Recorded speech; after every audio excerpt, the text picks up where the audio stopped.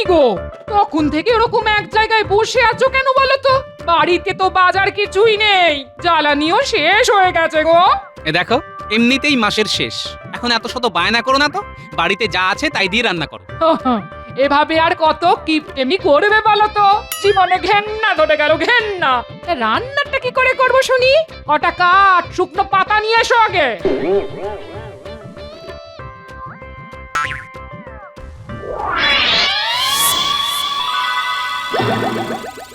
খুব ভালো বুঝি, সেটা হলো কাঁটা দিয়েই কাঁটা তুলতে হয়। আর সেই জন্যেই গোপালকে চমকানোর জন্যে গোপালের থেকেও শক্তিশালী একটা কাঁটার বন্দোবস্ত করতে হবে, আর তারপর সেই কাঁটা দিয়েই গোপালের কাঁটা সরাতে হবে। আচ্ছা উজির, একটা ব্যাপার বলো তো, গোপালের থেকে বেশি বুদ্ধিমান কেউ তো কৃষ্ণনগরে নেই। না, শুধু কৃষ্ণনগর কেন, আমাদের এই মুর্শিদাবাদেও নেই। শোনো উজির, কাঁটাকে তোলার জন্যে কাঁটা প্রয়োজন, লোহাকে কাটার জন্যে ইস্পাতে প্রয়োজন, ঠিক তেমনি বুদ্ধিকে পরাস্ত করার জন্যে বিদ্যে প্রয়োজন। আর এটা দিয়েই আমি বাজিমাত করে দেবো। কিন্তু তার জন্যে তো একজন প্রকৃত বিদ্বান লোক প্রয়োজন। লোক আমার চেনা আছে, আমার মামা শ্বশুরের বড় ছেলে বিদ্বান ব্যক্তি, সে দেশের দক্ষিণ প্রান্তে থাকে, তাকে ডেকে আনার ব্যবস্থা করো। যথাজ্ঞা জাহাপানা।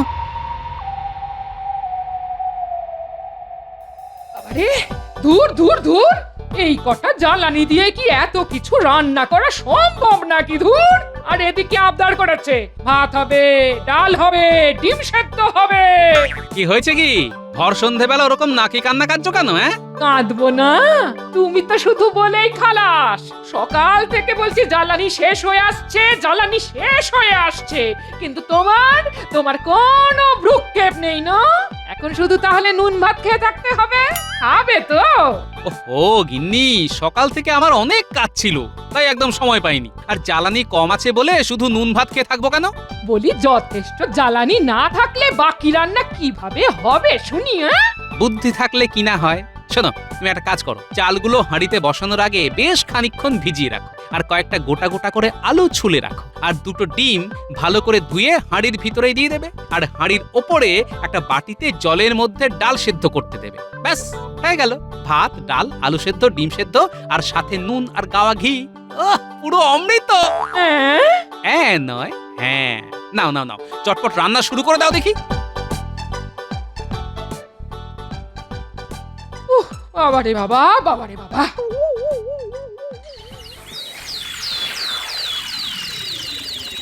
কি গৌজির, আরে কি খবর হলো? জাহাপানা, আপনার কথা মতো আপনার মামা শ্বশুরের বড় ছেলেকে ডেকে পাঠিয়েছি, আশা করছি এক্ষুনি চলে আসবেন। সালাম ভাইয়া, সালাম। আরে এই তো, এসো এসো এসো এসো। তা পড়াশোনা তোমার শেষ তো? পড়াশোনা কি আর কোনো শেষ আছে ভাইয়া? আমরা যত পড়বো তত শিখবো, তত জানবো। একমাত্র শিক্ষাকে অবলম্বন করেই অনেক অনেক উঁচুতে ওঠা যায়। বাহ বাহ বাহ বাহ বাহ, আমি তোমার শিক্ষার প্রতি এই ভালোবাসা দেখে চমকিত। এবার শোনো, তোমাকে একটা কাজ করতে হবে। কি কাজ ভাইয়া? বিদ্যার ইস্পাত দিয়ে বুদ্ধির লোহাকে কাটতে হবে। হ্যাঁ, উজির একদম ঠিকই বলেছে। শোনো ভাই, কৃষ্ণনগর রাজ্যের রাজসভায় একটা অত্যন্ত বুদ্ধিমান সভাসদ আছে। কে? গোপাল? গোপাল ভাঁড়? কি, তুমি কি করে জানলে? এটাই তো আমাদের কাজ ভাইয়া, সারা বিশ্বের জ্ঞান খবরাখবর সব জোগাড় করি আমরা। বাহ বাহ বাহ বাহ বাহ, এটাই তো চাই। এবার শোনো ভাই, তোমাকে যে কাজটা করতে হবে, আমি এক্ষুনি একটা চিঠি পাঠাচ্ছি, আর তাতে লেখা থাকবে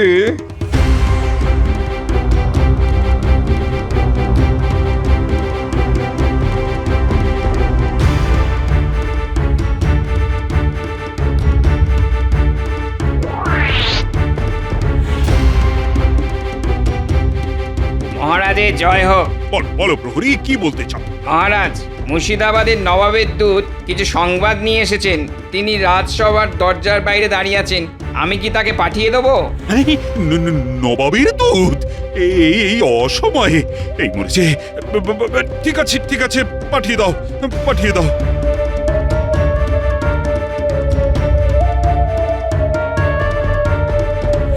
প্রণাম মহারাজ। এবার বলো, নবাব বাহাদুর কি সন্দেশ দিয়ে পাঠিয়েছেন?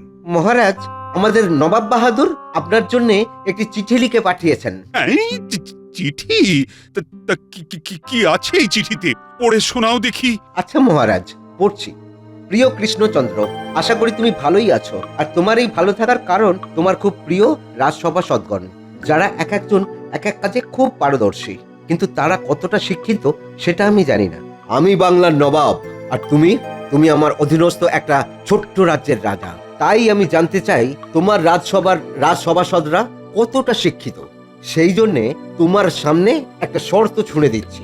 আমার মামা শ্বশুরের বড় ছেলে বেশ বিদ্বান ব্যক্তি। তার মতে শিক্ষাকে অবলম্বন করে অনেক উঁচুতে ওঠা যায়। তাই তোমার রাজসভায় যদি এমন কোনো শিক্ষিত লোক থেকে থাকে যে ওর থেকেও উঁচুতে ওঠার ক্ষমতা রাখে, তাহলে আমি কিছু বলবো না। আর যদি না পারে তাহলে আমি তোমার রাজ্য কেড়ে নেব। আগামী 1 মাস পরে আমি ওকে তোমার রাজ্যে পাঠাচ্ছি, প্রস্তুত থেকো। এই মরেছে, এটা আবার কি রকম গেঁড়া কল? মহারাজ, আমি কি এবার আসতে পারি? হ্যাঁ, তুমি এসো।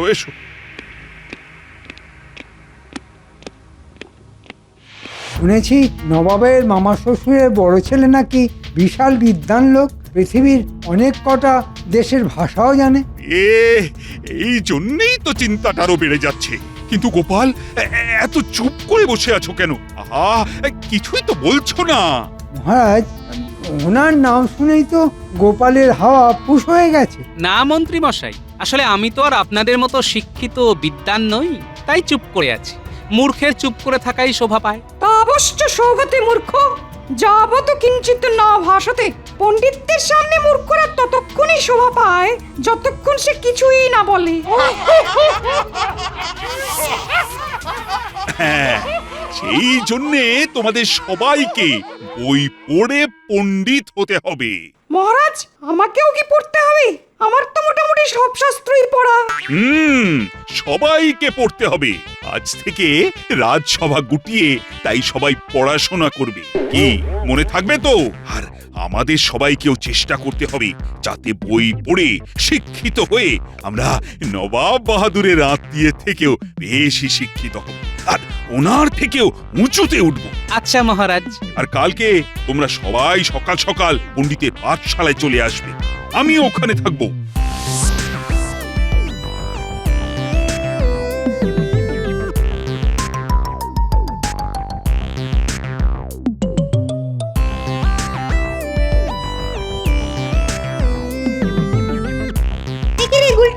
আজকে রাজসভার সবাই আমাদের পাঠশালায় আছে কেন? বাবা, একই রে, মহারাজ তো চলে এসেছেন। আজকে আমরা সবাই একসাথে পড়াশোনা করব।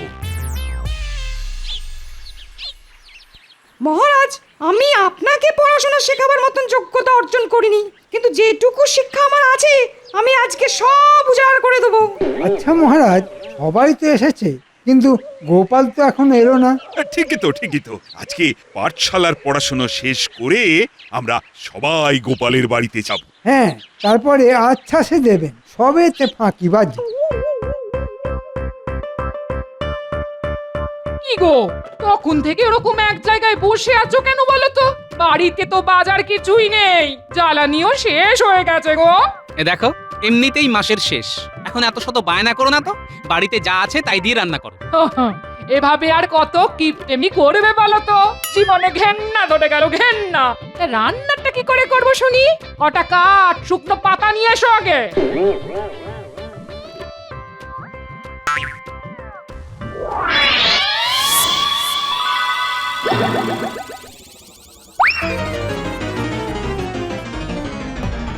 বুঝলে সভাসদগণ, আমাদেরকে অনেক শিক্ষিত হতে হবে, অনেক শিক্ষিত। হ্যাঁ মহারাজ, সেই জন্যই তো আমরা আবার ছোটবেলায় ফিরে গেছি, শিশুদের সাথে পাঠশালায় পড়াশোনা করছি। হ্যাঁ, আমাদের হাতে মাত্র 1 মাস সময়, আর এর মধ্যেই আমাদের সবাইকে তৈরি হতে হবে। নবাবের বিদ্বান আত্মীয়ের থেকে বেশি উঁচুতে উঠতে হবে যে।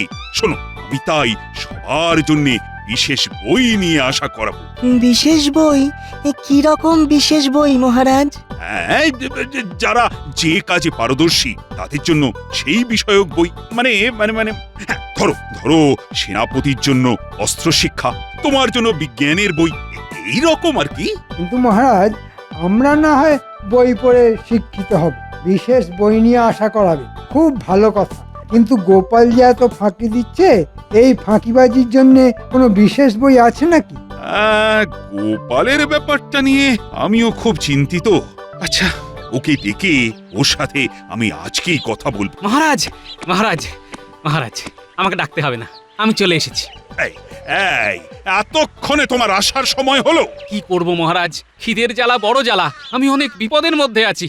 আপনার সাথে নিরিবিলিতে কিছু কথা বলতে চাই। নিরিবিলি কেন? আমরা কি তোমার শত্রু নাকি? মন্ত্রী, তুমি তোমার সব কথাতে ফোড়ন কাটা বন্ধ করো। চলো চলো গোপাল, রাজবাড়ি চলো, তারপর তোমার কি সমস্যা সেটা আমি শুনছি।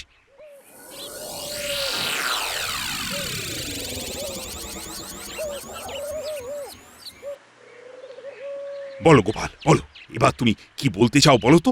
মহারাজ, আপনি তো জানেন বাজারের জিনিসপত্রের কি দাম, আর এই মুহূর্তে একটু হাতটানি চলছে। তাই বলছিলাম কি, আপনি যদি কটা দিন আমার আর গিন্নির একটু খাওয়ার বন্দোবস্ত করতেন, তাহলে ভালো হতো। ও, তা তুমি এরকম সমস্যার মধ্যে আছো, এটা আমাকে আগে বলবে তো। মহারাজ, আপনি তো জানেন যে আমার বুদ্ধি ভুঁড়িতে, তাই ভালো মন্দ খাবার না খেলে আমার বুদ্ধি আসবে না। আর 1 মাস পরে যেদিন নবাব বাহাদুরের আত্মীয় আসবেন, সেদিন ওনাকে আর হারাতে পারবো না। না না না না, এটা আমার সম্মানের ব্যাপার। আমার সব প্রজাদের অনেক শিক্ষিত হতে হবে। তাহলে মহারাজ, কাল থেকে রাজবাড়িতে খাওয়া দাওয়ার বন্দোবস্ত হচ্ছে তো? হ্যাঁ হ্যাঁ, তোমরা তো দুটো মাত্র প্রাণী, তুমি আর তোমার বউ। রাজবাড়িতে আমার প্রিয় রাজসভাসদ খাবে, এতে আর কি যায় আসে। ধন্যবাদ মহারাজ, আমারও দেখবেন এবার মাথা কেমন খেলে। এ কি গো, সকালে না হয় কোনো রকমে রান্না করে খেলাম গো, বলি এবার তো কিছু বাজারপত্র আর রান্না করার জ্বালানি আনো গো, নইলে তো আমরা না খেয়ে মরবো। আর চিন্তা করো না গিন্নি, আগামী বেশ কিছুদিন রোজ আমরা ভোজ খাবো, এমন ব্যবস্থা করে রেখেছি। মা, তাই নাকি গো? তুমি কি ভালো গো। এরকম পড়াশুনো করে আমরা অনেক শিক্ষিত হয়ে উঠব। হ্যাঁ হ্যাঁ, ঠিক বলেছ, ঠিক বলেছ, এতে আমাদের উপকারই হচ্ছে। মহারাজ, আমি কানাঘুষো খবর পেলাম আপনি নাকি গোপালকে রাজবাড়িতে রোজ পেট পুড়ে খাওয়াবেন। হ্যাঁ, কারণ গোপাল বলেছে পেটের শান্তি না হলে ওর নাকি মাথাতেই বুদ্ধি আসে না। সেই জন্য তোমাদের সবাইকে যেমন বই কিনে দিয়েছি, ওকে তেমনি খাবার খাওয়াচ্ছি। আর কোনো আপত্তি? আপত্তি থাকবে কেন মহারাজ? আপনার টাকা, আপনার খাবার, আপনি গরু ছাগল যাকে খুশি খাওয়াবেন। আমরা তো বানের জলে ভেসে এসেছি। দেখো মন্ত্রী, তুমি এরকম কারণে অকারণে গোপালের উপর আর হিংসে করো না তো। তোমাদের সবাইকে এমন শিক্ষিত হতে হবে যাতে তোমরা অনেক উঁচুতে উঠতে পারো। শুধু এই কথাটাই মনে রাখবে। যথাজ্ঞা মহারাজ।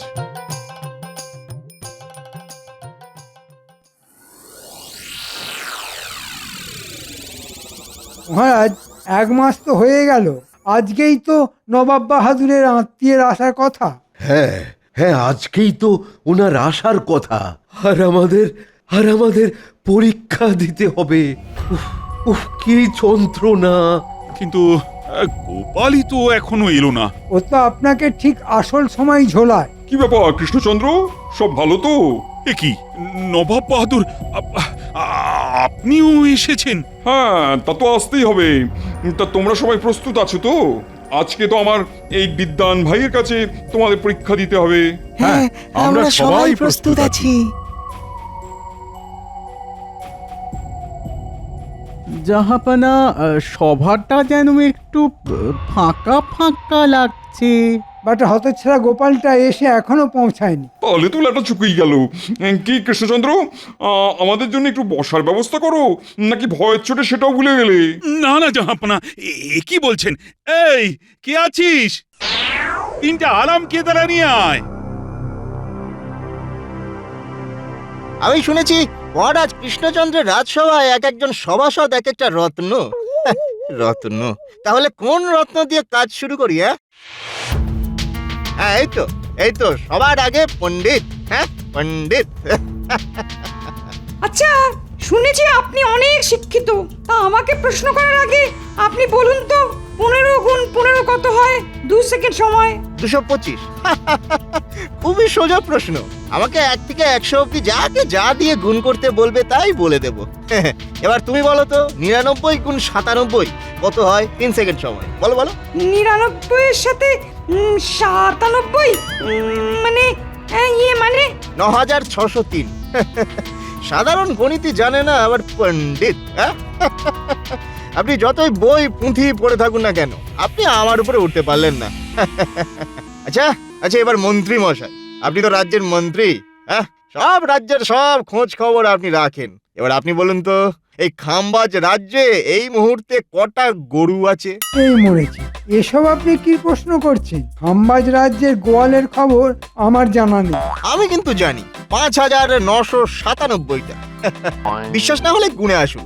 আর হ্যাঁ শুনুন, আপনিও আমার নিচে। কৃষ্ণচন্দ্রের একে একে সব পাতা ঝরছে, শুধু খেলাটা এবার দেখে যাও। আচ্ছা, আপনি তো অনেক বিদ্বান ব্যক্তি, তা এটা বলুন তো কি ভাজলে সুগঠিত শরীর হয়? মুগুর ভাজলে। কি সোজা প্রশ্ন। হ্যাঁ, তা এতই যখন আপনি স্বাস্থ্য সচেতন, তাহলে এটা বলুন তো, মানুষের শরীরের মধ্যে কটা হাড় থাকে? জানি পারবে না। 206টা। এবার বিজ্ঞানীর পালা। আগে আমি আপনাকে জিজ্ঞেস করছি, বলুন তো সব থেকে হালকা বায়ু কি? হাইড্রোজেন। এটা দাহ্য বায়ু।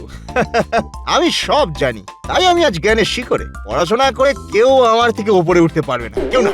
আর তুমি বলো তো বিজ্ঞানী, হ্যাঁ, জলের মধ্যে তো হাইড্রোজেন আর অক্সিজেন এই দুটো বায়ুই থাকে। একটা দাহ্য আর একটা আগুন জ্বালাতে সাহায্য করে। তবুও আগুন নেভাতে জল ব্যবহার করি কেন? এই মরেছে, এ আবার কেমন প্রশ্ন? এসব তো কোনোদিন ভেবে দেখিনি। মূর্খ মূর্খ মূর্খ সব। জানি জানি পারবে না। কারণটা হলো, যখন জলে অক্সিজেন আর হাইড্রোজেন দুজনের পরমাণুগুলো যুক্ত হয়ে একটা অণুতে রূপান্তরিত হয়, তখন তার পারমাণবিক গুণ লোপ পায়। আণবিক গুণে সে একটা নতুন এবং আলাদা বস্তু, বুঝলে? মূর্খ মূর্খ মূর্খ সব মূর্খ এখানে। আপনারা সব সব এক একটা করে মূর্খ, বুঝলেন? গলায় ঝুলিয়ে রাখবেন পরের দিন থেকে লিখে, মূর্খ। দূর দূর, সবাই হেরে যাচ্ছে। গোপালটা যে কোথায় গেল? মহারাজ মহারাজ, গোপাল দাদু বলল বিদ্বান হয়ে উঁচুতে ওঠার পরীক্ষা গোপাল দাদু নিজের বাড়িতে দেবে, কারণ গোপাল দাদু সব ব্যাপারটাই হাতে কলমে দেখিয়ে দেবে। এ আবার কি কথা? সবাইকে তো রাজসভাতেই ডাকা হয়েছে। না না, আমি গোপালের বাড়িতেই যাব। শুনেছি সে নাকি অত্যন্ত বুদ্ধিমান। আজকে আমি তাকে হারাবো। তাহলেই বাজিমাত। হ্যাঁ, চলো সবাই, গোপালের বাড়িতে চলো।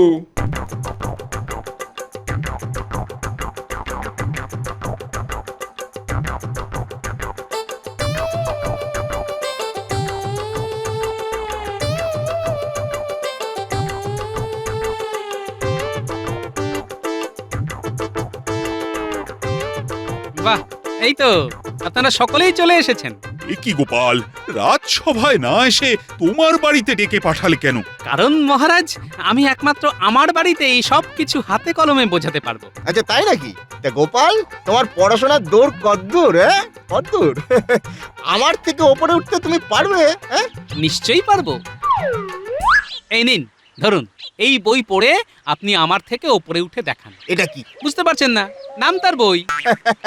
এসব বই আমার জলের মতো মুখস্থ। তোমার থেকে উঁচুতে ওঠার জন্য এই বই পড়ার দরকার নেই। তাহলে বই না পড়েই উঠুন। আমি তোমার থেকে অনেক উঁচুতেই আছি। তোমার তো শুনেছি অনেক বুদ্ধি, আবার এখন এসব বাচ্চাদের নামতা গণিতের বই নিয়ে পড়াশোনা করছো? তা বলো তো গোপাল, একটা বড় 40 কেজির কুমড়ো 4টে এমন এমন ওজনের ফালিতে ভাগ করা হলো, যাতে দাড়ি পাল্লায় 1 কেজি থেকে 40 কেজি পর্যন্ত যে কোনো জিনিসের সব ওজন করা যাবে। সব ওজনই কেজিতে হবে, গ্রাম বা অন্য কোনো ভগ্নাংশ হবে না। এ তো খুব সোজা। 4টে টুকরোর পরিমাপ হবে 1 কেজি, 3 কেজি, 9 কেজি আর 27 কেজি। হ্যাঁ, তুমি এটাও জানো দেখছি, কোনোভাবে জেনে ফেলেছো। এরকম সবাই করে। আচ্ছা ঠিক আছে, এই টুকরোগুলো দিয়ে তুমি 20 কেজি কিভাবে করবে? 20 কেজি? এ তো সোজা। একটা পাল্লায় 27 কেজি আর 3 কেজির ফালি রাখবো। তাহলে হবে মোট 30 কেজি, আর অপর পাল্লায় 9 কেজি আর 1 কেজির ফালি রাখ। তাহলে কত হলো? 10 কেজি। তাহলে যে পাল্লায় মোট 10 কেজি রাখা, সেই পাল্লায় 20 কেজি ওজন কম আছে, তাই আমি 10 কেজি ওজনের ফালি রাখার পাল্লায় 20 কেজি ওজনের যে কোনো জিনিস ওজন করতে পারবো। বাবা, আমার নাম হলো গোপাল ভাঁড়। আজকের যুদ্ধে আমারই হবে জিত আর আপনার হবে হার। আমি কিন্তু এখনো হারিনি। এখনো হারিনি কিন্তু। যদি নাই হারেন তাহলে এই বই পড়ে ওপরে উঠে দেখান। চিঠিতে নবাব বাহাদুর লিখে পাঠিয়েছিলেন, আপনি অনেক শিক্ষিত, আমাদের মধ্যে যদি কোনো রাজসভাসদ আপনার থেকে উঁচুতে উঠতে পারে তাহলে নবাব বাহাদুর কিছুই বলবেন না। হ্যাঁ, বলা হয়েছে তো। এসব শিক্ষিত হয়ে ওপরে ওটা কি দেখানো যায় নাকি? আলবাত যায়। এই দেখুন,